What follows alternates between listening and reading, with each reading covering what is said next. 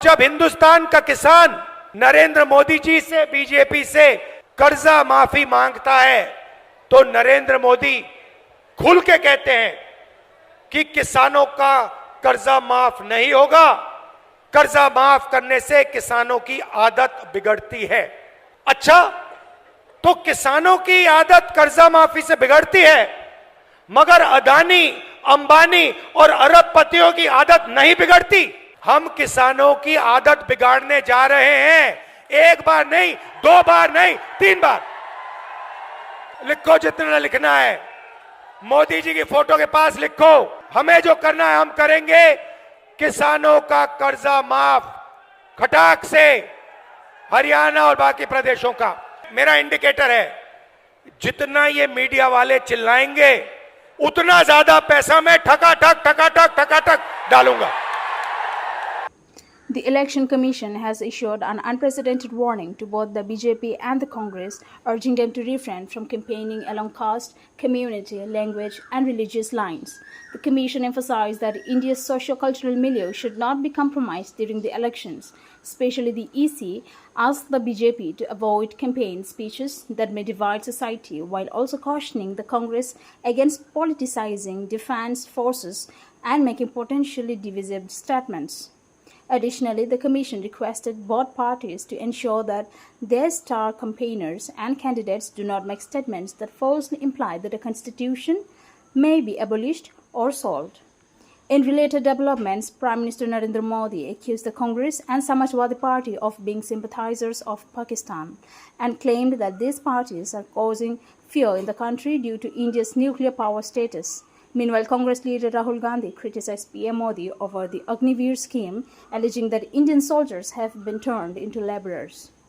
As the election campaigns continue, the Prime Minister is set to address an election meeting in West Delhi's Dwarka, while Mr. Gandhi will hold a poll rally in Haryana's Sonipat. Later in the evening, he will participate in an event in Panchkula. These developments highlight the intense political climate in the lead-up to the elections, with both major parties facing scrutiny over their campaign strategies and statements. That's all for today. छीनने देंगे क्या आपकी संपत्ति पर vote जिहाद वालों को अधिकार करने देंगे? और कांग्रेस के तो प्रधानमंत्री कह चुके हैं कि इस देश की संपत्ति पर पहला अधिकार मुस्लिमों का है। ये एससी, एसटी, ओबीसी का जो आरक्षण है वो मुसलमानों को देना चाहते हैं। और ये काम उन्होंने कर्नाटका में शुरू कर दिया। कर्नाटका में क्या किया उन्होंने? उनकी सरकार बनने के बाद वहां जितने भी मुसलमान हैं, जितने भी मुसलमान, कितना धनी हो, अमीर हो, पैसे वाला हो, ऊंचा हो, कोई भी हो, सबको रातों रात उन्होंने ओबीसी घोषित कर दिया। एक कागज पे थप्पा मार के कह दिया सब ओबीसी है।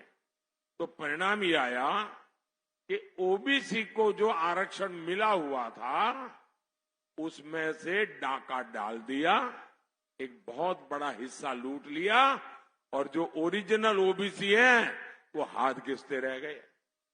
अब यही मॉडल पूरे देश में लागू करना चाहते हैं।